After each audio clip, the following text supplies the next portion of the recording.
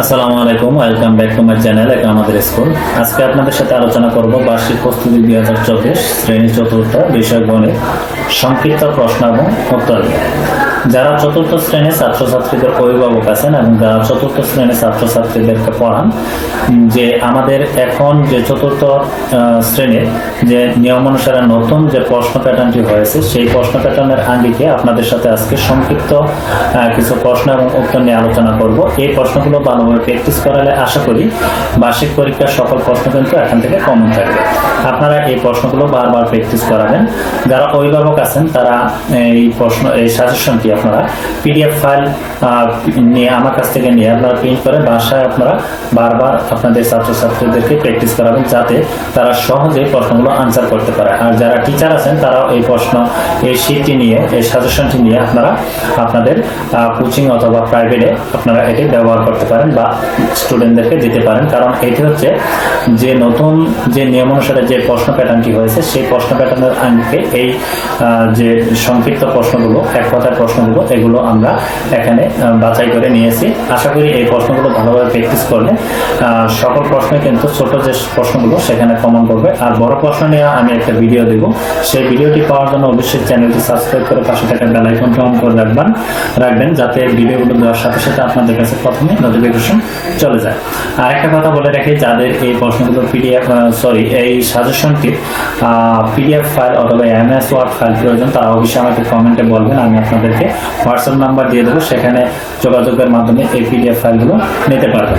আর এই ভিডিওর আই বাটনে যে প্রস্তুতিমূলক প্রশ্নগুলো সেগুলো দিয়ে দেবো, অথবা প্লেলিস্টে গিয়ে আপনারা দেখে নিতে পারবেন। সেই প্রশ্নগুলো একটু ভালোভাবে প্র্যাকটিস করাবেন, যাতে ভাষা প্র্যাকটিস করাবেন, যাতে তারা বার্ষিক পরীক্ষায় যে প্রশ্নগুলো করা হবে সেগুলো যাতে সহজে আনসার করতে পারে।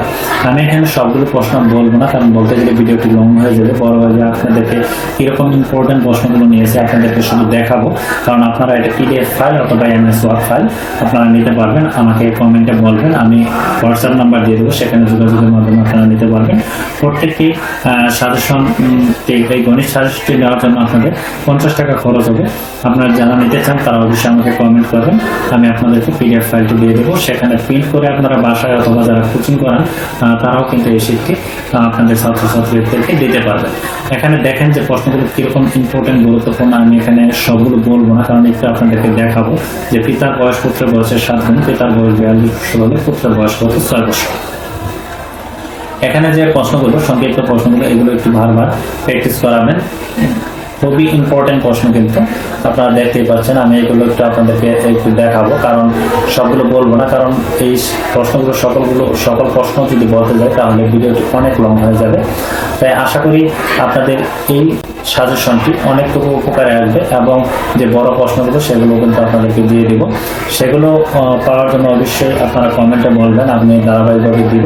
এবং যারা পিডিএফ ফাইল অথবা এমএস ওয়ার্ড ফাইল নিতে চান তারা অবশ্যই কমেন্টে বলবেন, আমি হোয়াটসঅ্যাপ নাম্বার দিয়ে দেবো, সেখানে যোগাযোগের মাধ্যমে কিন্তু আপনারা এই পিডিএফ ফাইল অথবা এমএস ওয়ার্ড ফাইলগুলো নিতে পারবেন। আর যারা চতুর্থ শ্রেণীর ছাত্রছাত্রীদের অভিভাবক আছেন তাদের জন্য কিন্তু এই সাজেশনটি খুবই ইম্পর্টেন্ট, কারণ এটি কিন্তু সকল কোচিং অথবা প্রাইভেট সেন্টারে দিচ্ছে না। কারণ এখানে কিন্তু প্রশ্ন এবং উত্তর সহ এ টু জেড এখানে আছে। আপনারা এই প্রশ্ন এবং উত্তরগুলো আপনারা নিয়ে প্র্যাকটিস করাতে পারেন। আশা করি আপনাদের ছেলেমেয়ের অনেকটুকু উপকারে আসবে, এবং আপনাদেরকে ধারাবাহিকভাবে সকল বিষয়ের সাজেশন কিন্তু আমি আপনাদেরকে দিতে থাকবো।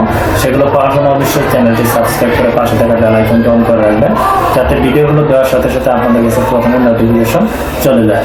আমি এখানে প্রশ্নগুলো বলতেছি না, কারণ আপনাদেরকে একটু দেখানোর সুযোগ দিচ্ছি, কারণ এগুলো ইম্পর্টেন্ট। প্রকৃত ভগ্নাংশের মান কত, একের চেয়ে ছোট, অপ্রকৃত হচ্ছে একের চেয়ে বড়। খুবই ইম্পর্টেন্ট প্রশ্ন কিন্তু এখানে নেওয়া হয়েছে। দেখেন, আপনাদেরকে সকল প্রশ্ন কিন্তু আমি একটু আপনাদেরকে ধারাবাহিকভাবে দেখাচ্ছি, যে 60, 61, 62, 63, এভাবে দেখেন। এখানে 80, 83, এরপরে দেখেন এখানে 84। আসলে অনেকগুলো প্রশ্নের উত্তর কিন্তু এখানে রয়েছে। আপনারা এগুলো পিডিএফ ফাইলগুলো নেবেন। আশা করি আপনাদের পিডিএফ ফাইলগুলো নিলে ছোট এবং সংক্ষিপ্ত এবং এক কথায় যে প্রশ্নগুলো আসবে, নতুন নিয়ম অনুসারে যে প্রশ্নটি হবে, সেই প্যাটার্নটি আপনাদেরকে দিয়ে দিব। আশা করি সেই প্যাটার্নটি পাওয়ার জন্য আপনারা অবশ্যই কমেন্টে বলবেন। আর ভিডিওটি ভালো লাগলে অবশ্যই একটা লাইক দেবেন, কারণ প্রত্যেকটি আপনারা লাইক এবং কমেন্ট করলে আমাদের ভিডিও বানানোর আগ্রহটা কিন্তু বেড়ে যায়।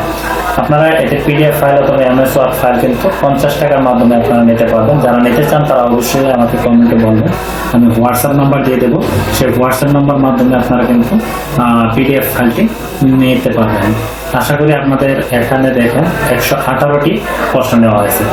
এই 118টি প্রশ্ন যদি বারবার প্র্যাকটিস করেন, আসলে ছাত্ররা অনেক কিছুই জানে কিন্তু তারা প্র্যাকটিস করে না। সবচেয়ে বড় হচ্ছে প্র্যাকটিস। আপনারা বারবার প্র্যাকটিস করাবেন। যারা অভিভাবক আছেন তারা কিন্তু প্র্যাকটিস করতেছে কিনা সেটা দেখবেন, আর এই প্রশ্নগুলোর মাধ্যমে আপনারা কিন্তু সেগুলো যাচাই করতে পারবেন এবং দেখাতে পারবেন যে তারা কতটুকু প্র্যাকটিস করতেছে। প্রত্যেক দিন আপনারা এগুলো বারবার প্র্যাকটিস করবেন, কতটা প্রশ্ন প্র্যাকটিস করলো। আসলে পরীক্ষার বেশি দিন নাই, এই 118টি প্রশ্ন যদি প্র্যাকটিস করে তাহলে ছোট এবং সংক্ষিপ্ত প্রশ্নগুলো কিন্তু এখান থেকে কমন থাকবে আশা করি। আপনারা অন্যান্য যে প্রশ্নগুলো আছে সেই প্রশ্নগুলো এই ভিডিওর আই বাটন অথবা প্লে লিস্টে গিয়ে কিন্তু সেই ভিডিওগুলো দেখে নিতে পারবেন। আজকের মতো ভিডিওটি এ পর্যন্ত। ভালো থাকবেন, সুস্থ থাকবেন, আল্লাহ হাফেজ।